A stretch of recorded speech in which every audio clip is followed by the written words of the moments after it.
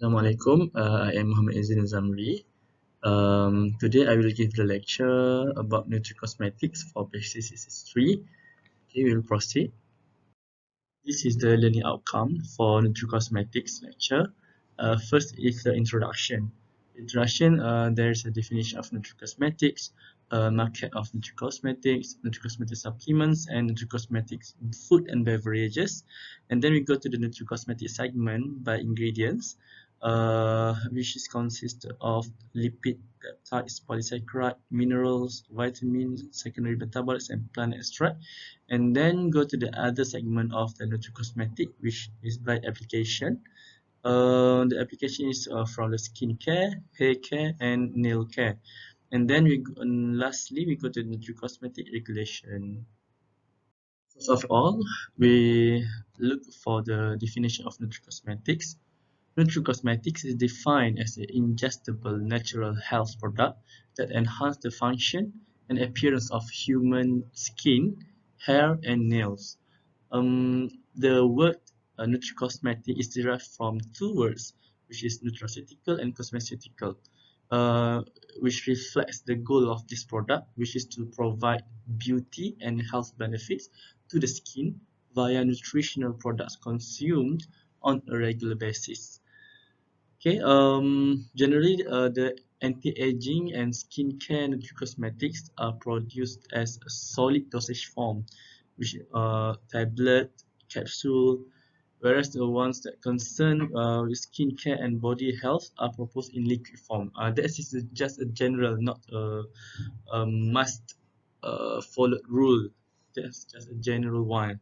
And then the nutricosmetics are widely consumed by the individual because it provides vitamins, mineral, antioxidants, natural and organic extract to maintain the youthful appearance and overall well-being. According to global industry analysts, nutricosmetics market will reach 7.9 billion in 2025, registering a compounded average growth rate of 5% in the forecasted period. In the Europe is the largest one lah. Is the largest investor in the nutricosmetic market, followed by Asia Pacific and North America. So Asia Pacific, including Malaysia, is the fastest growing region in the market. And then this positive trend is due to the consumers' alertness regarding the aesthetic demand, skin aging, and wrinkle formation. Next, we go to the nutricosmetic forms. Before we start, for information, nutricosmetic product is divided by two forms, which is nutricosmetic supplements and nutricosmetic food and beverages. So here we discuss about the supplement first. So the supplement ni macam health supplement yang lain lah. Macam you belajar dalam, contoh kalau you dah belajar nutraceutical, that's the supplement. But the supplement is the nutricosmetic supplement is the supplement focus for the well-being of the skin, hair, and nails for cosmetics. So that's we call it nutri-cosmetic. So nutritional supplement are concentrated sources of molecules with a nutritional or physiological effects and contain nutrients such as collagen, peptides, proteins, vitamins, carotenes, mineral, and omega-3 fatty acid. Biasanya is derived from a food product ataupun derived from the herbal or fruit extract. And they are concentrated in a liquid, sama ada dia dalam liquid form, pill, iaitu tablet ke capsule, and then powder, and widely available in the market and are mostly sold as over-the-counter product je lah. Okay, thus the nutricosmetic supplements ni possess above mentioned characteristic yang saya bagi tahu tadi with the additional purpose, which is enhance the function and appearance of human skin, hair, and nails. For nutricosmetic food and beverages, it is basically a food and beverages. Okay, but it is fortified. Fortified ni dalam bahasa Melayu dia diperkayakan. Diperkayakan dengan sebab dia ada tambah macam contoh vitamin A ke, contoh dia tambah kalsium ke, macam tu. Contoh susu ditambah kalsium, fortified, diperkayakan dengan kalsium, diperkayakan dengan vitamin D. Okey. Nutri-cosmetic food, kita tengoklah dia punya dia punya definition. Nutri-cosmetic food and beverages are functional food. It is a food in which some molecules with medical or beauty benefits have been added. So contohnya snack bars, bakery product and confectionaries, dia punya makanan-makanan tu kadang-kadang kita fortified, used by the beauty nutri-cosmetic industry to ameliorate ni to menambah baikkan skin, nails and hair beauty appearance. So ada juga fortified beverages such as fortified water, herbal water, fortified coffee, fruit and vegetable juice that help the natural skin hydration. Itu contoh. So this is the definition of fortified, which is a food or beverage that has extra nutrients added to it or has nutrients added to the that are not normally there. Macam itulah. Itu contoh saya bagi yang tadi saya dah baca. Okay, now we go to the nutri-cosmetic segments by ingredient. So ingredients in the nutri-cosmetic tu boleh dibahagikan kepada lipid, peptides, polysaccharide, contohnya hyaluronic acid, minerals, contohnya zinc ataupun selenium, vitamins, contoh kita akan discuss kat sini vitamin C dengan vitamin E, and then secondary metabolites, and lastly plant extracts. We'll go one by one. First we go to lipid. So lipid biasanya kita bincang pasal PUFA lah, polyunsaturated fatty acid dalam nutri-cosmetic ni.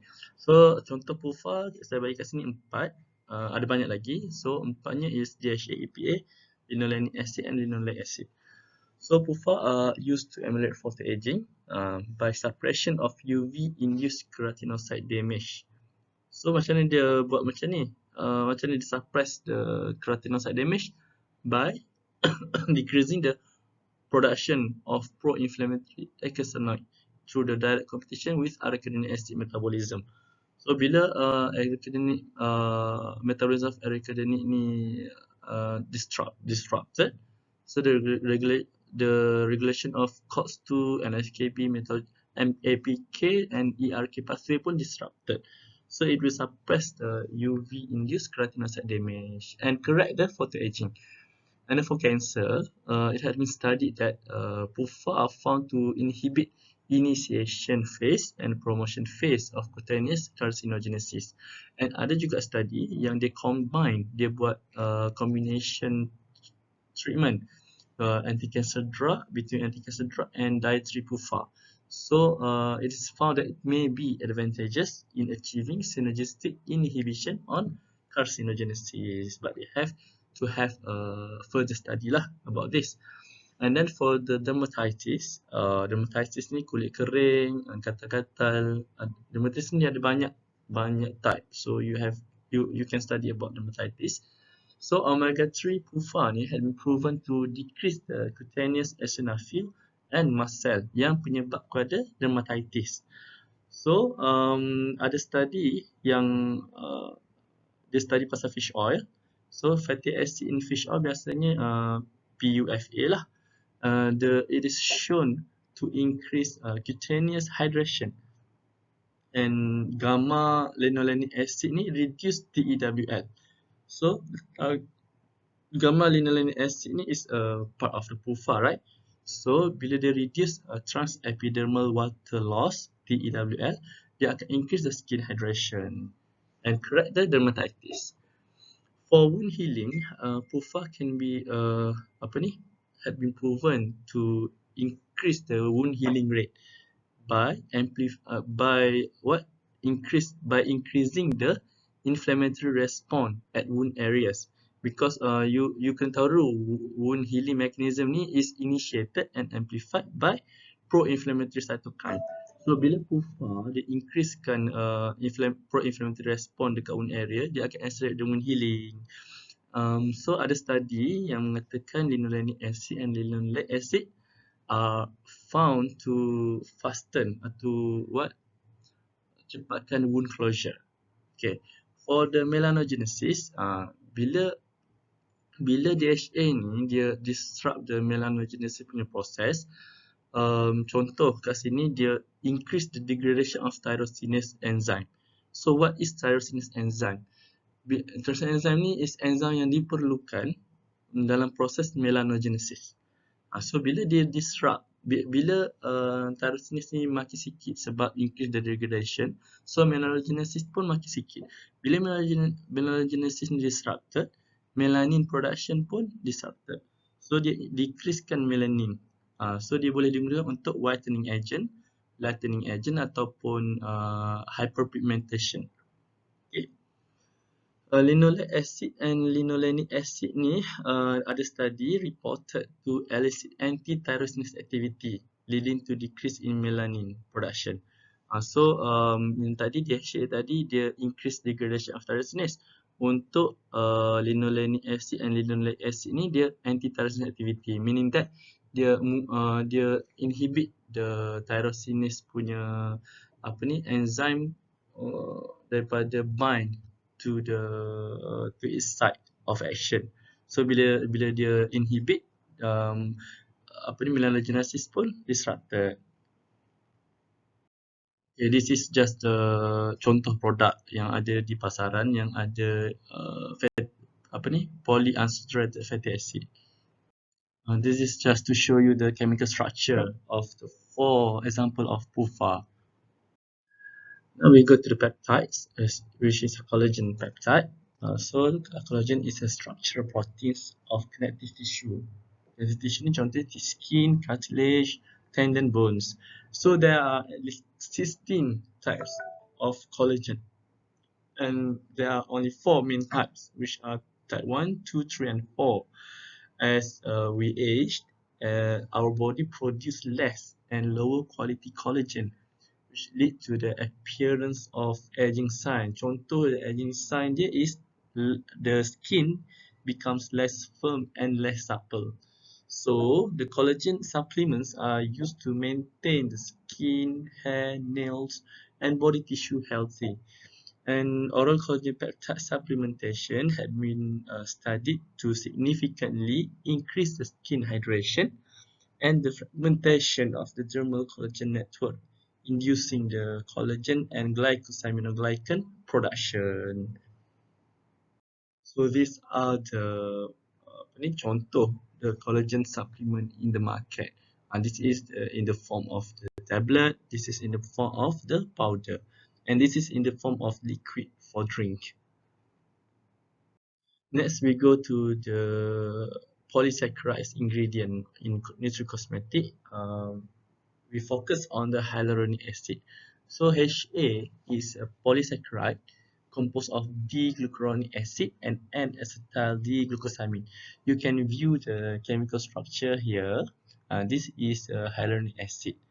And other than the collagen, proteoglycan and glycosaminoglycan, which is a part of the constituent in extracellular matrix of skin, HA is also the extracellular matrix, and it plays a key role in the dermis metabolism. So the epidermal hyaluronic acid content decreases with aging, sama macam collagen tadi, decrease in amount with aging, leading to the epidermis ability to retain water decreases. So when kalau dermis ability to retain water decrease, it will make the skin to lose its moisture. So hyaluronic acid supplementation enhance the skin elasticity and skin hydration, and reduce the skin roughness and wrinkle depth. So hyaluronic acid ni dia mampu, sebenarnya HA ni dia mampu untuk tampung water a high amount of water. So dia bagi kulit kita voluminous and hydrate the skin. Itu pentingnya hyaluronic acid dalam skin epidermis. So this is the example of the supplement that contain hyaluronic acid. Biasanya hyaluronic acid ini juga selain pada skin, dia pun digunakan untuk joint punya healthy. Contoh joint lutut, biasanya lutut lah. Dia hyaluronic acid ni penting untuk cartilage. Now we go to minerals. The focus here is zinc and selenium. Zinc is an essential element in human and animal nutrition. And physiologically, zinc is vital for growth and development, for sexual maturation, for reproduction, duct vision adaptation, olfactory, gustatory activity, instant storage and release, and a variety of host immune defenses and wound healing. So, jika ada deficiency of zinc, dia akan menyebabkan masalah-masalah yang melibatkan yang saya sebut tadi. Contohnya growth retardation, immune dysfunction, increased incidence of infection sebab zinc kan dia physiologically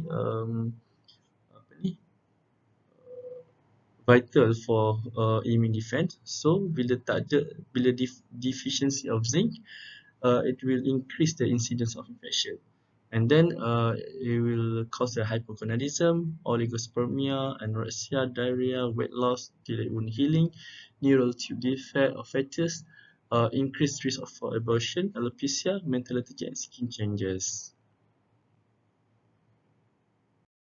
Okay, tadi kita bincang pasal physiology of the zinc and apa yang terjadi kalau dia deficient in general. So, sekarang we focus on our topic lah, about the nutricosmetic. So, zinc plays an important role in morphogenesis, repair and maintenance of the skin. Dia ialah a cofactor untuk several metalloenzyme, contohnya matrix metalloproteinase, cofactor for the superoxide dismutase, metallothionein, and also the cofactor for RNA polymerase to be function well. So, kenapa keempat-empat yang saya bold ni penting untuk our skin? Because matrix metalloproteinase ni essential to the remodeling of the extracellular matrix. So, kalau remodeling of the extracellular matrix ni efficient and and not disrupted, so dia punya wound healing tu akan berlaku dengan efficient, and it will prevent the wound scar from emerging. So zinc ni is a cofactor for MMP. So bila cofactor dia ada, cofactor dia akan function well lah. But zinc ni dia tak upregulate MMP, because the upregulation of MMP ni dia akan menyebabkan aging and cancer. Apa yang menyebabkan upregulation of MMP? You boleh carilah apa yang menyebabkan upregulation of MMP. Okay, so superoxide dismutase pula ialah enzyme that helps break down potential harmful oxygen molecule in cells. So, bila zinc cukup, superoxide dismutase pun function well, and dia boleh prevent damage to the tissue, damage of the ROS lah contohnya. And then untuk metallothionein, metallothionein ni function dia ada antioxidant but weak, but it plays a primary role in the storage and possibly in the transport of the zinc. So metallothionein complex ni dia membantulah untuk transport the zinc into intracellularly. Okay. For RNA polymerase pula, dia punya function is important dalam mitotically active basal cell. So apa mitotically active basal cell ni? Saya bagi contoh dekat follicle of the hair. Follicle of the hair ni dia punya basal cell dia aktif mitotically. So sebab kita rambut kita sentiasa panjang, kita potong panjang lagi. So contoh lain is dekat sini, dekat kuku ni, dekat basal of the kuku ni, of the nail, is a mitotically active basal cell. So kalau zinc supplementation ni kita cukup, the RNA polymerase ni boleh berfungsi dengan elok. So nail kita cantik, rambut pun kita cantik. Macam itulah, tu contoh dia. Selenium pula is an essential micronutrient for animal but toxic in large doses. So supplementation of selenium ni perlulah terkawal. Biasanya dos dia microgram je saya rasa. So in plant, contoh selenium ni, in plant pun benefit dengan adanya selenium sebagai bystander mineral. Sometimes in toxic proportion, because some plant may accumulate selenium as a defense against being eaten by animals. But other plant, ada juga plant yang memerlukan selenium untuk grow. For human, selenium prevents oxidative stress and damage due to oxidative stress being a cofactor of glutathione peroxidase and thioredoxin reductase. Okay. Tadi zinc cofactor untuk apa dah saya lupa. RNA polymerase, untuk MMP, untuk dismutase. And selenium pula is a cofactor for glutathione peroxidase and thyrodoxine reductase. Dua-dua benda ni helps removing harmful lipid hydroperoxides and hydrogen peroxide and also peroxynitrites. Semua ni is a oxidative agent lah. So selenium helps menjadi cofactor kepada enzim-enzim ni yang remove or eliminate all those harmful lipid hyperperoxides semua tu. So the functional use of selenium in nutricosmetics is linked to its role in preventing oxidative stress due to free radical molecules. So dia antioxidant lah. Okay, skin condition due to oxidative stress, contohnya kalau kita tak cukup selenium contohnya, yang menyebabkan oxidative stress tu tinggi, akan menyebabkan seborrheic dermatitis and acne vulgaris and also premature aging. Okay, these are the contoh suplemen yang ada yang mengandungi selenium. Now we go to vitamins. Saya just fokus vitamin E and C lah, sebab vitamin E and C ni dia memerlukan satu sama lain. So saya fokus on these two vitamins. Vitamin E complex is a group of 8 compounds called tocopherols. It is a liposoluble, lipid soluble vitamin with antioxidant properties. Apa lagi lipid soluble vitamins? Yang kalau dulu saya ingat adik gemuk, gemuk tu lipid lah. So ADEK is vitamin ADEK is lipid soluble. So selain pada yang tu is water soluble. So vitamin E ni have antioxidant properties and it has ability to quench singlet oxygen of ROS. So they inactivate the lipid peroxide free radical production and inhibit their chain reaction that damage the cells. So gambar kat sini is vitamin E and this is vitamin C. You boleh tahulah ni vitamin C penuh dengan hydroxide. So it is a water soluble. For vitamin E dia banyak dengan CH punya chain. So it is lipid soluble. So vitamin E deficiency leads to premature skin aging, keratosis, difficulty in wound healing, irritability, reduced fertility, and reduced ability to concentrate. Vitamin E and so vitamin C pula is a water soluble vitamin with antioxidant properties juga, sama macam vitamin E. Other than antioxidant, vitamin C juga is a cofactor in a systemic biosynthesis. It also participates in metabolic processes as a molecule transferring electron, and it influences the collagen biosynthesis. Ni penting sebab berkaitan dengan nutricosmetic, and it also speed up wound and bad sore healing. Also contributes in the metabolism of fat, cholesterol, and bile acid. Participates in the biosynthesis of adrenal hormones.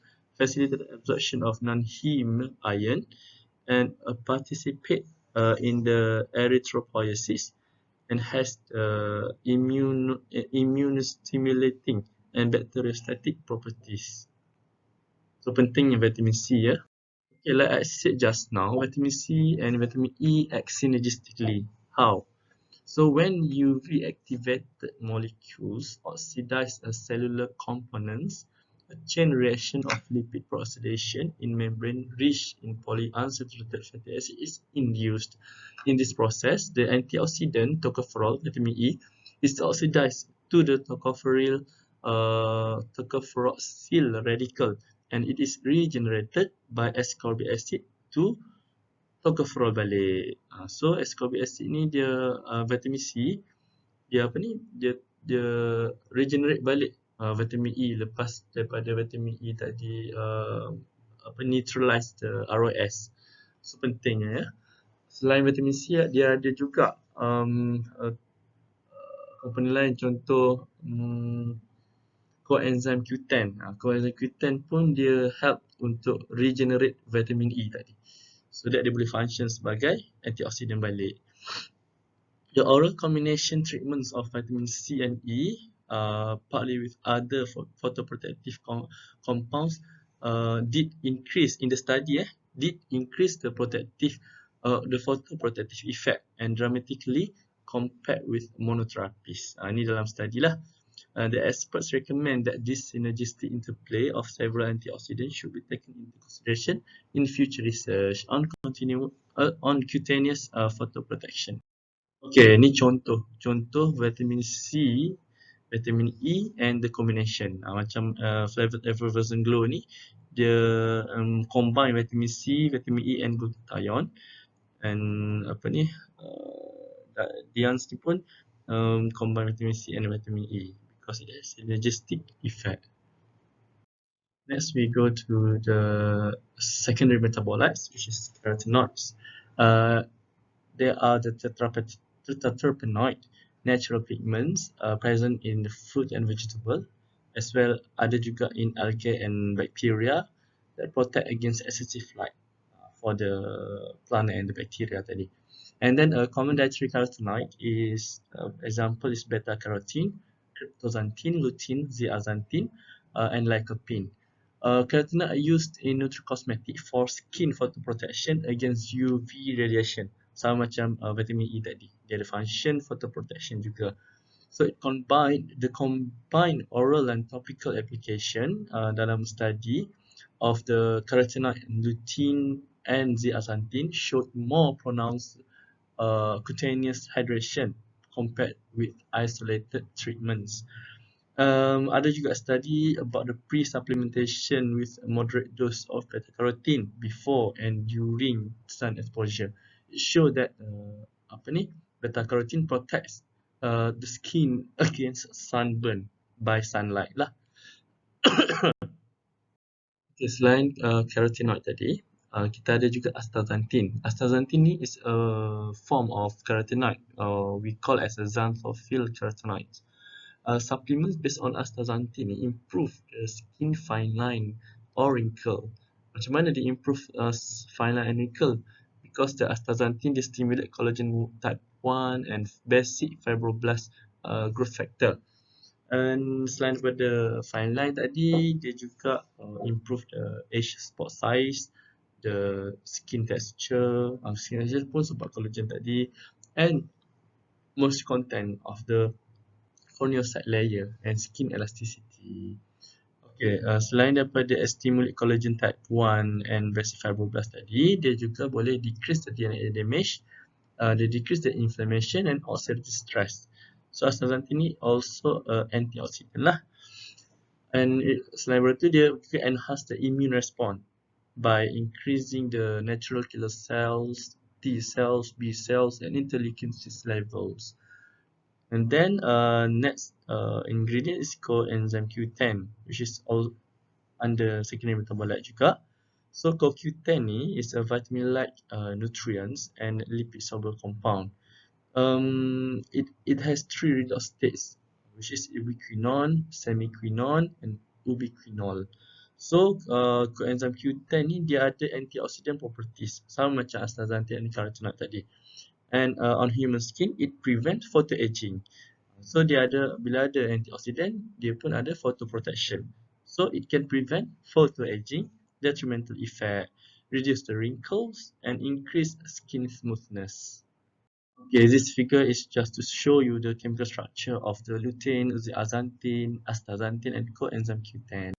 Next is about the plant extract. Plant extract is also a part of the ingredients in nutricosmetic. It had been used since ancient times. The botanic extract have been used in cosmetic and skincare products. They are a complex mixture of natural compounds with different structure and functionalities. So there are several plant extracts that include in this lecture. For example, it's fermented barley and soybean mixture. Both possess a synergistic protective effect that prevents UVB-induced skin dehydration, matrix degradation, oxidative stress, and collagen synthesis. So dalam fermented barley and soybean ni dia ada antioxidant. The horsetail ataupun nama dia Equisetum arvens L extract are a source of potassium, flavonoids and silicon with antibacterial activity. So bila dia ada silikon ni dia apa ni boleh membantu collagen biosynthesis and reinforce the blood vessel walls, reduce the blood vessel walls permeability and accelerate the wound healing process. In senile age or in apa ni geriatric, nail and hair brittleness and fungal and bacterial infection predisposition are due to low silicon level. So horsetail ni penting sebab dia ada silikon dalamnya selain daripada potassium and flavonoid. Okay, next is aloe vera, pine bark and citrus paradisi and rosmarinus officinalis. For aloe vera, the supplementation of aloe gel improved collagen production and reduced collagen degradation of matrix metalloproteinase 1 gene expression.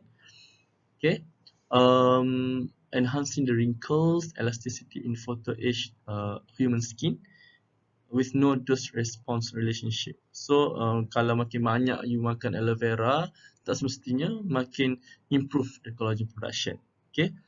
Allosterol pula, the ingestion will contribute to the collagen and hyaluronic acid production in human dermal fibroblasts. So dia boleh ameliorate skin moisture sebab HA dan collagen kan. Dia ameliorate skin moisture, TEWL and skin elasticity. Then for the pine bark ataupun nama saintifiknya is Pinus pinester.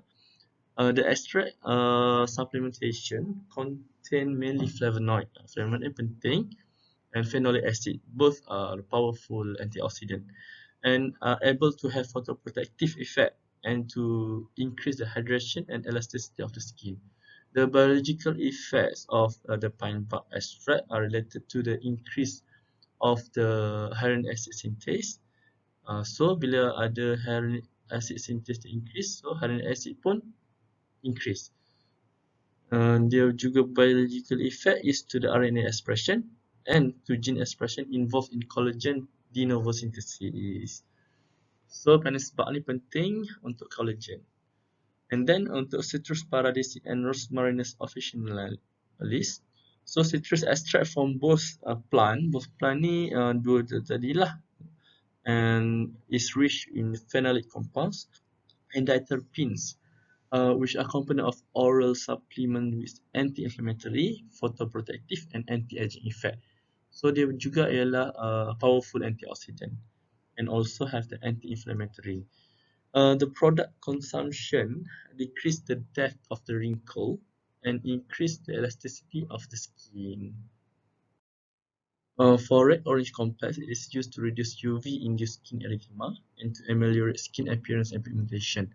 All is contributed by the anthocyanin, flavin glycoside, hydroxycinamic acid, and ascorbic acid contained in the red orange complex. For the polypodium leucotomus extract, it contains polyphenol compound, monosaccharide, and other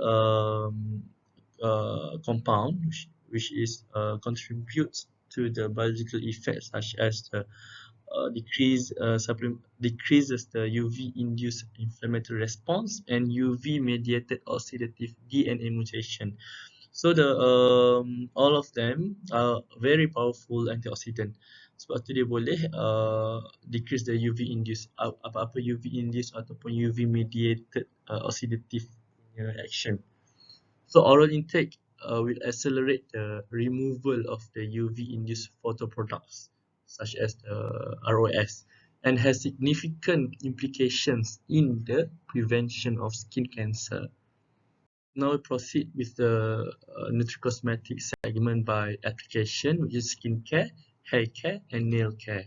We start with the skincare. Okay, skin beauty is multifactorial phenomenon, and biasanya governed by the function of the hyaluronic acid, collagen, and elastin fibers, because all the three components is important for our skin integrity, skin elasticity, and skin hydration. So the color, texture, and elasticity ni, dia depends on the intrinsic aging due to nutritional status. Yang ni kita boleh kawal. Kita boleh consume makanan ataupun supplement yang increase our nutritional status. And then it also depends on the physiological factors. Physiological factors of aging ni, we cannot control it. It will occur no matter what. And then on some extrinsic aging, contoh photoaging. So apa contoh extrinsic aging factors yang menyebabkan ROS being generated, which are the UV radiation, chemical oxidants, ozone, air pollutants, cigarettes, and some microorganisms. So ROS ni are able to decrease the cell-mediated immunity, and ROS juga increase ataupun upregulate MMP yang saya bagi tahu hari previous slide. If the matrix metalloproteinase or MMP is upregulated, it will cause to aging and cancer. So ROS lah penyebabnya. And then salah satu penyebab lah, bukan penyebab sole factor. So the ROS juga ada decrease the transforming growth factor beta. So bila transforming growth factor beta ni decrease, dia akan kacau the fibroblast stimulation. Sebab growth factor beta ni diperlukan untuk stimulate the fibroblast in the dermis. And fibroblast ni diperlukan untuk synthesize several proteins such as the collagen, elastin, and proteoglycan, and other matrix, extracellular matrix. Jadi untuk eliminate the ROS tadi, antioxidant administration or supplementation is important. So to decrease the skin aging and protect the skin against harmful free radicals such as ROS. Other factor that cause detrimental effect of the skin is dehydration. Skin hydration ni critical untuk maintain the skin tone and integrity. So water loss is regulated by the presence of the aquaporins.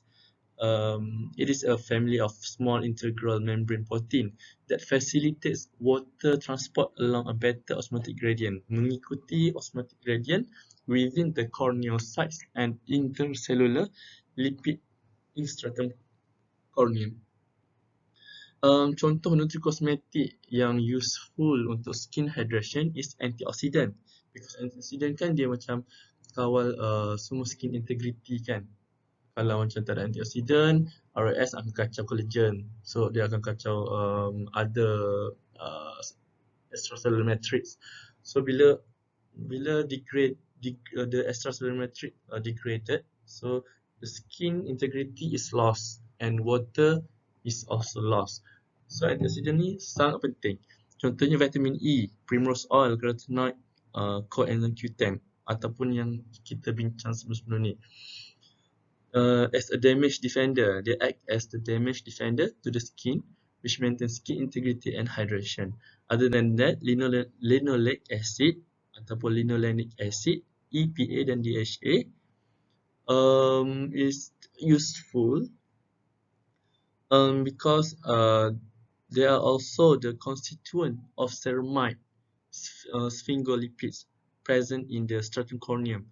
And ceramide punya constituent ni penting sebab they are able to avoid excessive loss of water from the skin. Okay, selain daripada apa yang kita bincang tadi dalam lipid punya section, dia juga ialah ceramide sphingolipids constituents. Selain daripada itu, chitosan and derivative juga, contohnya chitosan oligosaccharide, is important because it can prevent water loss from skin as it acts as a humectant and emollient. Other than that, for as we discussed before, hyaluronic acid and collagen is also important in skin hydration as it increases skin firmness and integrity and leading to the skin hydration maintenance. Selain daripada skincare, nutricosmetic juga penting dalam hair care because selain daripada topical hair care, systemic hair care which is from the consumption orally, the nutrients that have the proven beneficial to the hair can restore damaged hair and improve hair volume and growth. Sebab essential nutrients ni dan also oxygen will be transported into capillaries around the base of the bulk of our hair. So the example of the essential nutrients are zinc, selenium, copper, molybdenum, and manganese. Selain daripada itu, ada juga study yang mengatakan iron, vitamin B, D, C, and E, protein and omega-3 PUFA are proposed to prevent brittleness and hair loss. As for the nail care, the nail plate is obtained by nail matrix keratinocyte proliferation yang kat bawah ni. Okay, kuku ni kita is daripada differentiation ataupun division of the matrix keratinocyte. And then keratogenic nutricosmetic, contohnya copper, molybdenum, manganese, useful lah in strengthen and restore fingernail and toenails. Nutricosmetic containing biotin juga proved to improve the health of the nail.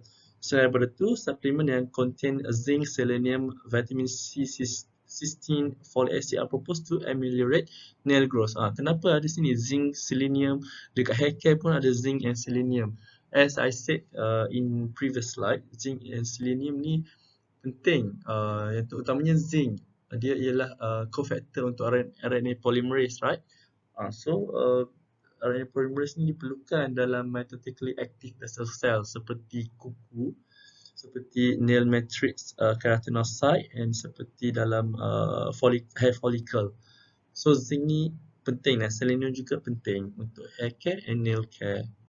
Now we go to the regulation, the last part of our lecture, which is the regulation of nutricosmetic product in Malaysia. Okay, there are no specific act and regulation that control specifically on nutricosmetic product. Okay, nutricosmetic term ni dia tak ada dalam mana-mana act ataupun regulation in Malaysia. Okay, but as mentioned previously, there are two forms of the nutricosmetics, right? Which are the nutricosmetic food and beverage and nutricosmetic supplements.